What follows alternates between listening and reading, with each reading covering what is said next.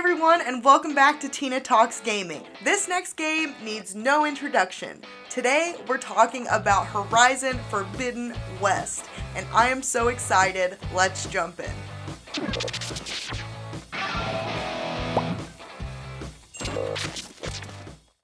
If you're anything like me, you've been wondering, if not a little worried, about how Horizon Forbidden West is gonna look and run on your PS4. If you're anything like me, you'd have a PS5 if you could, but that's just not in the cards right now. And you like games to look and run at their best, right? Or at least hold them to a certain standard.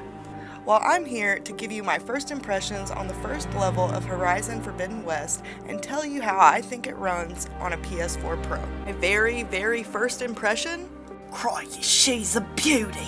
The game looks freaking amazing. It looks even better than Zero Dawn looked. And to be quite honest, I don't even know how it gets better than this on PS5. I hope someday I can find out, but just so you guys know, I am running on a PS4 Pro at 4K resolution. This footage was also all recorded in HDR, so you'll have to excuse me, I'm still new to this. The colors did look a little bit off because I recorded in HDR. I did do my best to color correct here so that you'll see what I was seeing, but in some parts the color does look a bit off. Honestly, I could go on and on all day about how good I think this game looks and how impressed I am with the graphics. More so given that this is a next-gen game running on a last-gen console. If you've played Horizon Zero Dawn, you have a pretty good idea of what you're in for here. So far, Forbidden West really feels like the sequel I was hoping for. It looks better, it feels better, and runs smoother. The new mechanics in the game so far are really cool, and they feel like major improvements to me. The new enemies I've encountered have been wickedly cool so far, and combat feels familiar, yet improved. So let's get into the gameplay and talk about some of the new mechanics that Forbidden West has to offer. I was super excited to check out Forbidden West's diving and swimming mechanics.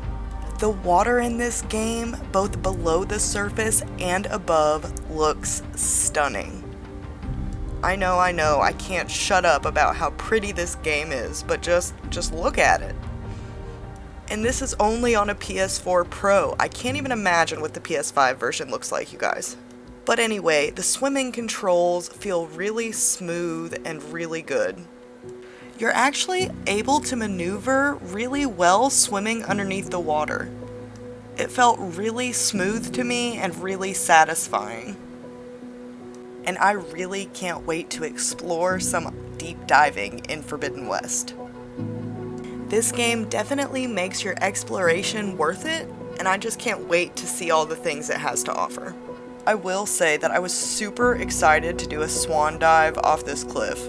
I actually tried twice and failed both times, you guys. Still unsure why. However, swan dive from a standing position just at the edge of a water into some pretty shallow water? No problem. Yeah, still disappointed about that one. Maybe it's just me, but moving on. Controls feel familiar and smooth. I'm glad because I really liked how it felt in Zero Dawn. But Forbidden West also gives you some new tools, such as the Pullcaster, that I'm really excited to check out some more.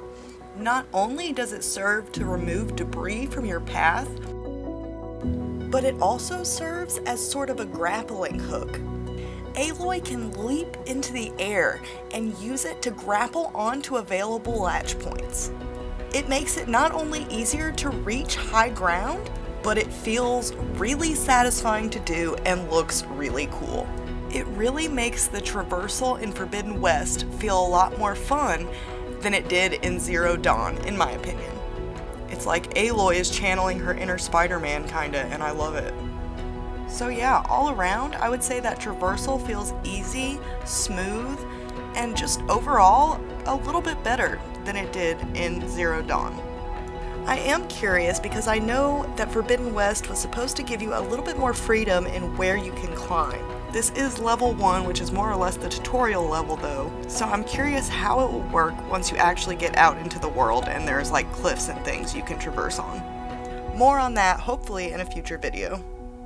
Now let's talk about combat and some of the new enemies in Forbidden West. While so far, combat feels largely the same as it did in Zero Dawn, and the enemies I've encountered so far seem new and improved. I mean, this little dude's much more intimidating than a basic watcher from Zero Dawn, but the same combat formula is used here. Use your focus, scan your enemy, identify what it is, and find its weak points. You then have the option of deciding if you want to take down your enemies in a stealth way or just go all out. Sometimes you feel like being a little sneaky, sometimes you just gotta pop up and say, here I am, let's go. And then straight panic because you haven't played a Horizon game in years. Your friend is just gonna run on out there guns blazing. I mean, good on him, but not sure that was the right move, Varl. You are completely mesmerized by this new enemy and its moveset, and to say your Horizon skills are rusty is the understatement of the century. But you finally get it together enough to defeat the most basic of enemies in front of you. Varl, we gotta have better communication next time, buddy. But the controls quickly came back to me. Thank you, muscle memory, and thank you, Forbidden West, for keeping your controls the same. Appreciated. Of course, there will be times where stealth is your best, if not your only option, to deal with the enemies in your path. Again, nothing really changed here either, and there are times when I find stealth kills can be really satisfying and worth the patience and the wait. Especially because it makes getting through an area quick and easy because the enemy didn't have time to call all of his buddies to come over here and kick your ass. This is especially true in the early levels because you don't have any upgrades for your character or your weapons. So you're essentially at your weakest point. If you get ambushed, it could go pretty bad pretty quick. Chances are though, you'll be able to handle it, even if it does. So play whatever way is most fun for you. That's one of the things I think is so great about the Horizon games. There are so many different ways that you can approach any given situation. Personally, I like to mix it up a bit and I end up having a lot of fun. I found the animations that the new enemies have to be really cool. They really kept me on my toes, and I really just couldn't get over how smooth combat felt and how good everything looked. And this was just on the smallest of enemies. The last thing I wanted to talk about was the final boss battle for level 1 of Horizon Forbidden West. If you don't want to see spoilers for the final boss of level 1, I won't be offended if you click away now.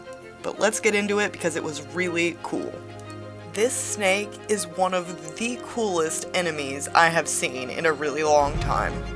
Terrifying, yes, but the way it moves, the way it attacks, pretty freaking awesome. I mean, not so awesome when you almost get your stomped, but it's so cool. This enemy is weak to frost, so I'm loading some frost bombs into the blast sling.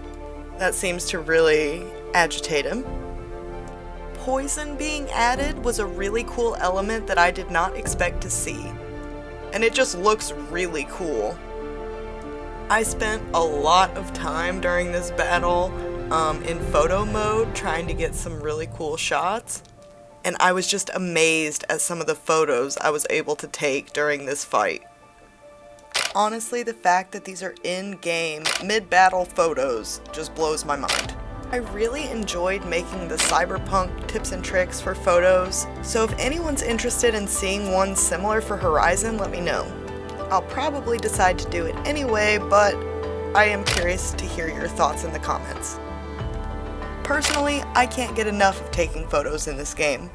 So if you're interested in seeing more, please let me know. I don't really know what else to say other than I am loving Horizon Forbidden West so far. Combat is smooth and really fun. The graphics and the enemy designs are just blowing me away. And honestly, I can't believe I was ever worried that Horizon Forbidden West would not look so good on the PS4. There might be another game that's maybe responsible for me feeling that way in recent memory. Oh, what was that game? Oh yeah. But if you have a PS4, I really wouldn't worry about it. Again, this is a PS4 Pro and I am running in 4K. But if you were happy with how Horizon Zero Dawn looked and ran on your console, chances are Forbidden West is going to look and feel a lot like that, only better. It really does feel like the sequel with improvements in all the right places. And I really can't wait to play more of it. There's a lot more Horizon Forbidden West content to come. I will be doing a full review on it once I complete the game. Thanks for joining me. I hope you enjoyed today's video. I can't wait to cover more of Horizon Forbidden West. I hope you guys will join me. Subscribe. Pretty please.